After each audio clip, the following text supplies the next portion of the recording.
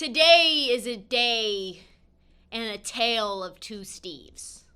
One homie is super pressed to the fucking max. And the other Steve seems to be not pressed at all. One guy is like, holy shit, I'm on the chopping block. And the other guy is like, you know what? We're thinking about contending in 2029. This is the world that we're living in. A tale of two Steves, a tale of two sons living in two vastly different headspaces. So let's start with the Warriors, right? Because why not? What is going on in Golden State? Nothing good. Nothing good. That's all I could say. I don't understand what's happening. It's like they want to go to the playoffs, but they don't want to go to the playoffs. Like, I'm upset. I want to see Steph Curry do Steph Curry things. This is what we are looking for, folks. Will he be Batman? And Steph is determined to show us that he is, and Steve Kerr is determined to keep that man down. They've lost five games because Steve Kerr is fucking around and limiting Steph Curry's minutes in crunch time. If they won 4 out of those 5 games, because it was tight, it was close, they're in 3rd in the West. That's the facts. That is the case. He's just sitting them, just at random times that are very important. 2nd quarter, 4th quarter. I don't know. That seems like those are moments that matter the most. Yeah, pretty important. Pretty important times. And so after an L, so they took an L on Monday night against the San Antonio Spurs that they should have won. And the media said, hey, Kerr, like, what's good? Why isn't Curry playing at some of the most crucial times in the game? And he was like, yeah, that's part of our plan. This guy said, we're not chasing wins. We're chasing longevity. What? We're focusing on keeping Steph fresh for the next, not 3 to 5 months, folks, but 3 to 5 years. I've never heard that in my entire life. We are not focused on winning games this season. Play the clip. I'm not interested in grinding through this season, which is already a very difficult season given the COVID regulations and just the nature of the games themselves. These eerie, empty stadiums. This is for me, for our organization. We're not throwing Steph out there for 40 minutes to chase wins. We got another game tomorrow. We want Steph to be playing at a high level for many years, so we're going to stay very disciplined and try to keep him at that 34, 35 minute mark. Oh my God, Marty. Tell me what you thought about that. I mean, I've never heard a professional coach not even just professional. I've never heard a coach of any kind say anything remotely close to that. Literally just straight up admitting we're not trying to win games. That is the most absurd thing I have ever heard. We're not here to grind out wins. Are you serious? Yeah. You're going to limit Steph to 35 minutes, no matter what. He can't ever play 40 minutes? I am so baffled by that statement. And you know what? Steph Curry is also baffled by that statement because in crunch time against the San Antonio Spurs, he ice grilled Steve Kerr for like 30 straight seconds. Like, are you going to put me into the game or not? And it was like, or not. This is a problem. Please someone tell Steve Kerr why you play the game. You play to win the game. Hello? Hello? Hello? You play to win the game. Hello? No one's playing for longevity here, folks. How bad is it? You now have a coach that's just given up on his team, winning games. Mm-hmm. He's like, this year is an L. We're just going to lose games on purpose. That's about as close to saying we're losing on purpose.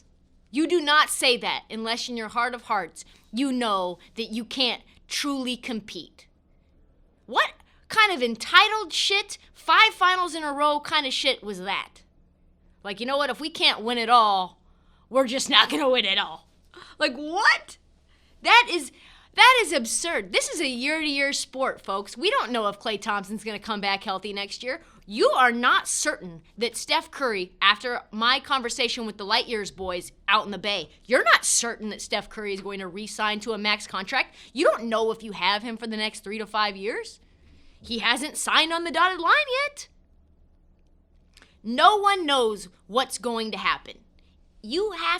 I want to see Steph Curry 8 seed against the Lakers. That's what I want to see. Yeah, I'd love that. This is all part of their master plan. They are tanking. I have said it. They are tanking again, either for picks or to package picks with James Wiseman and get somebody that's on the trade block.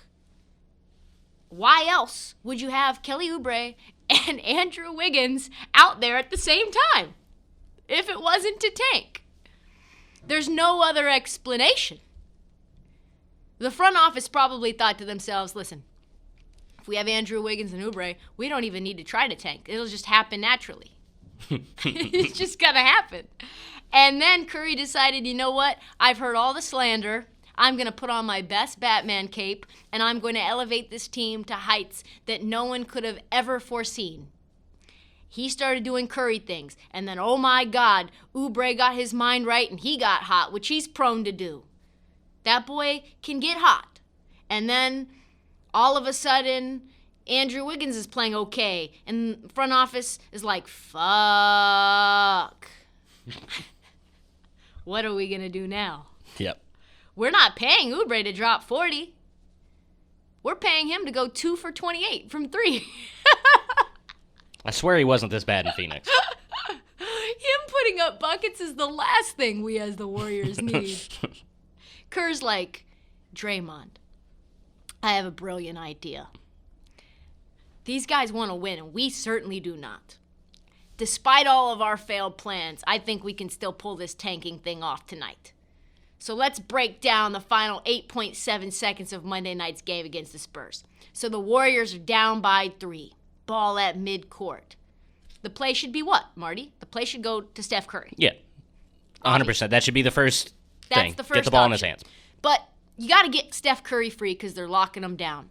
In order to do that, you usually set a screen. Draymond decides to set the sloppiest goddamn screen I've ever seen in my whole life. It was bad. And Curry can't get free, and so Draymond's now got the ball still. And with 6 seconds to go, he decides to pull his best impression of Logo Lillard and shoot from 40 with 6 full seconds left in the game. And of course, it just barely missed. Yeah. I think it hit the backboard or Just something. slams the backboard, yeah. Slams the backboard, game over. It's almost like Steve Kerr feared overtime because he would have to give Steph Curry more minutes than he was planning to. How funny would it have been if he just drained it? That would have been incredible. I bet Steve Kerr would have been pissed. Yeah. So after the game, they asked Steve Kerr about Draymond Green's shot. And his response was, because they were like, yo, why did he shoot that? What was he doing? And he's like, well, Draymond thought that they were going to foul him. But, the Spurs don't do that. And maybe I should have told them that. He said, I maybe should have told the team that the Spurs never foul when you're down 3. They're not going to send you to the free throw line. So him just chucking up the ball didn't make any damn sense. Steve Kerr, what do you mean? You should have told them that, maybe? Yeah. You played for Popovich. You coached for Popovich. You knew exactly what he was about to do, and you just, on purpose, decided you weren't going to script that out for them. Timeout on the side. You got your little clipboard up, and you decide what? You're not going to tell them? Kerr has now gone from one of my favorite coaches in the league to maybe my least favorite coach in the league. What is he fucking doing? Not much. Not a whole lot. He's given up on winning. I've never heard of this the more I think about it, the more outraged I get. Can you imagine him sitting Steph Curry in the fourth quarter of a game with the Warriors 1 game out in a play-in? In the bubble? Does he limit to Steph to 35 minutes in Game 3 against the Lakers? Like, what the fuck? Here's the bottom line. In my opinion, Kerr knows that as long as LeBron James is in the West, they're not doing a goddamn thing. So he's just like, yo, we're not chasing wins as long as LeBron is in LA. That's the longevity that he's talking about. We are currently looking into cryogenic options for Steph Curry and Klay until 2030. We're trying to find that, that sweet spot between the time that LeBron James retires and the time that Bronny James becomes dominant. That period of time, that's when we're going to start to win again.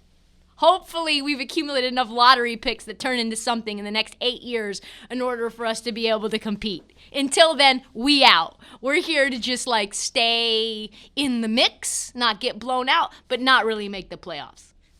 So I may have to reconsider my statement. With all of this to be said, I am going to say this. Where I earlier said if Curry got to the Western Conference Finals, I would give him a cape. He would be Batman.